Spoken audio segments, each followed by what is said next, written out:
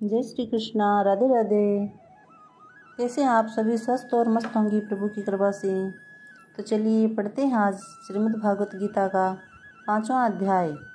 ओम श्री परमात्मने नमः। उसके उपरांत अर्जुन ने पूछा, हे कृष्ण, आप कर्मों के संन्यास की ओर फिर निष्काम कर्म योग की प्रशंसा करते हैं।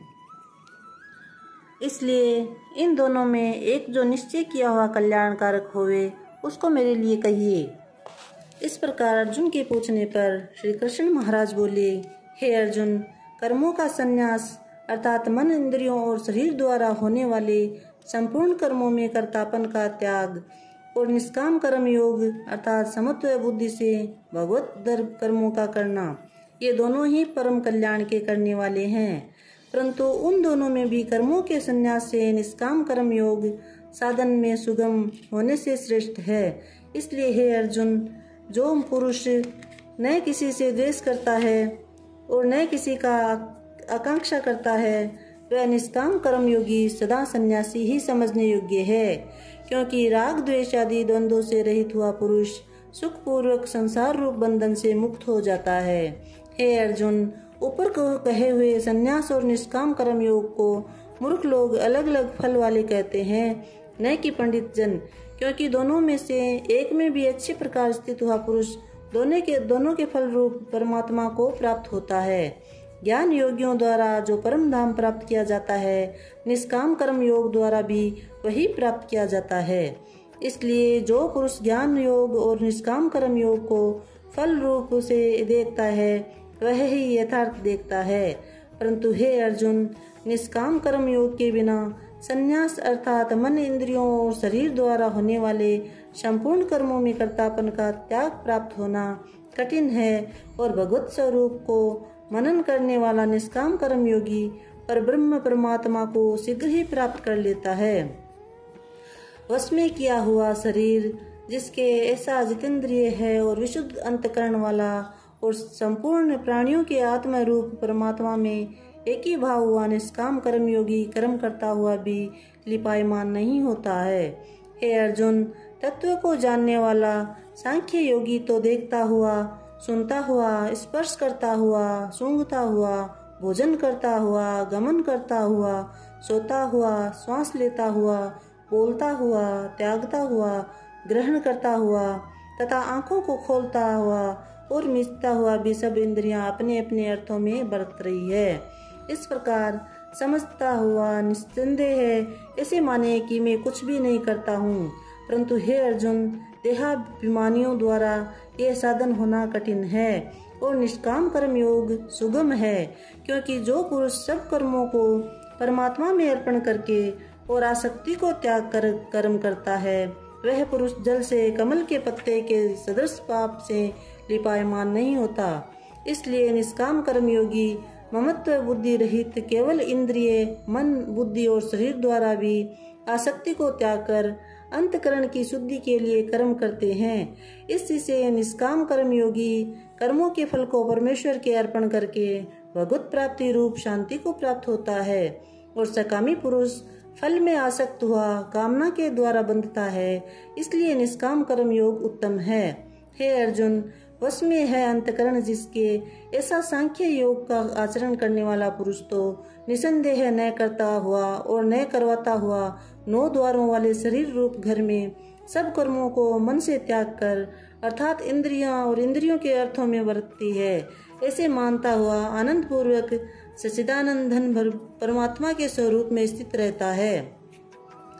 परमेश्वर भी भूत प्राणियों के नए कर्तापन को और नए कर्मों को तथा नए कर्मों के फल को संयोग वास्तव में रचता है।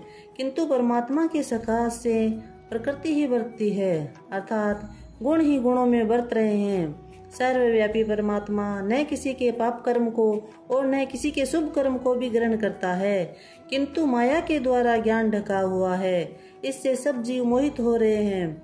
परंतु जिनका वह अंतकरण का ज्ञान आत्मज्ञान द्वारा नाश हो गया है, उनका वह ज्ञान सूर्य के सदृश उच्च सच्चिदानंद घन परमात्मा को प्रकाशता है, अर्थात परमात्मा के स्वरूप को साक्षात कराता है।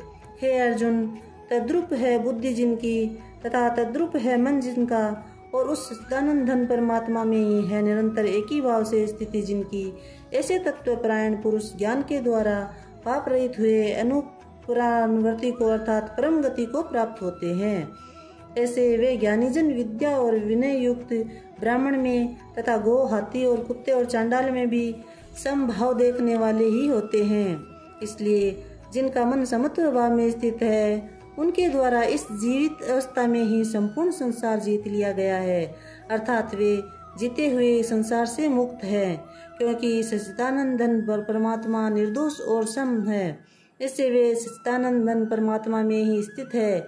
जो पुरुष प्रिय को अर्थात जिसको लोग प्रिय समझते हैं उसको प्राप्त होकर हर्षित नहीं होते, और अप्रिय अर्थात जिसको लोग अप्रिय समझते हैं उसको प्राप्त होकर उद्वेग न हो, ऐसा स्थिर बुद्धि वाला संशय रहित ब्रह्मवेता पुरुष सच्चिदानंद घन ब्रह्मा परमात्मा में एक ही भाव से नित्य स्थित है। बाहर के विषयों में अर्थात सांसारिक भोगों में आसक्ति रहित अंतकरण वाला पुरुष अंतकरण में जो भगवत ध्यान जनित आनंद है उसको प्राप्त होता है, और वह पुरुष सच्चिदानंद घन परब्रह्म परमात्मा रूप योग में एक ही भाव से स्थित हुआ अक्षय आनंद का अनुभव करता है।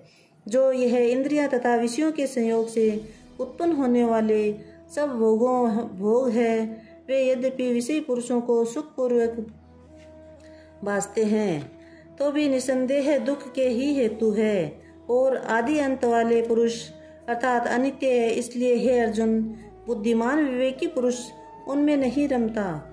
जो मनुष्य शरीर के नाश होने से पहले ही काम और क्रोध से उत्पन्न हुए वेग को सहन करने में समर्थ है, अर्थात काम क्रोध को जिसने सदा के लिए जीत लिया है, वह मनुष्य इस लोक में योगी है और वही सुखी है। जो पुरुष निश्चय करके अंतरात्मा में ही सुख वाला है और आत्मा में ही आराम वाला है तथा जो आत्मा में ही ज्ञान वाला है, ऐसा वह सच्चिदानंद घन परब्रह्म परमात्मा के साथ एक ही भाव हुआ सांख्य योगी शांति को ब्रह्मा को प्राप्त होता है। नाश हो गया है सब पाप जिनके तथा ज्ञान करके निवृत्त हो गया है संशय जिनका, और संपूर्ण भूत प्राणियों के हित में है रति जिनकी, एकाग्र हुआ है भगवान के ध्यान में चित्त जिनका, ऐसे ब्रह्मवेता पुरुष शांत पर ब्रह्मा को प्राप्त होते हैं। काम क्रोध से रहित जीते हुए चित्त वाले परब्रह्म परमात्मा का साक्षात किए हुए ज्ञानी पुरुषों के लिए सब ओर से शांत पर ब्रह्मा परमात्मा ही प्राप्त है। हे अर्जुन, बाहर के विषय भोगों को न चिंतन करता हुआ बाहर ही त्याग कर और नेत्रों की दृष्टि को भ्रुकुटी के बीच में स्थित करके तथा नासिका में विचरने वाले प्राण और अपान वायु को सम करके जीती हुई है इंद्रियां, मन और बुद्धि जिसकी, ऐसा जो मोक्षपरायण मुनि इच्छा भय और क्रोध से रहित है वह सदा मुक्त ही है। और हे अर्जुन, मेरा भक्त मेरे को यज्ञ और तपों का भोगने वाला और संपूर्ण लोकों के ईश्वरों का भी ईश्वर तथा संपूर्ण भूत प्राणियों का सहृद अर्थात स्वार्थ रहित प्रेमी, ऐसा तत्व से जानकर शांति को प्राप्त होता है और सच्चिदानंद घन परिपूर्ण शांत ब्रह्मा के सिवा उसकी दृष्टि में और कुछ भी नहीं रहता, केवल वासुदेव ही वासुदेव रह जाता है। बोली श्री कृष्ण चंद्र भगवान की जय। जय श्री कृष्ण। राधे राधे।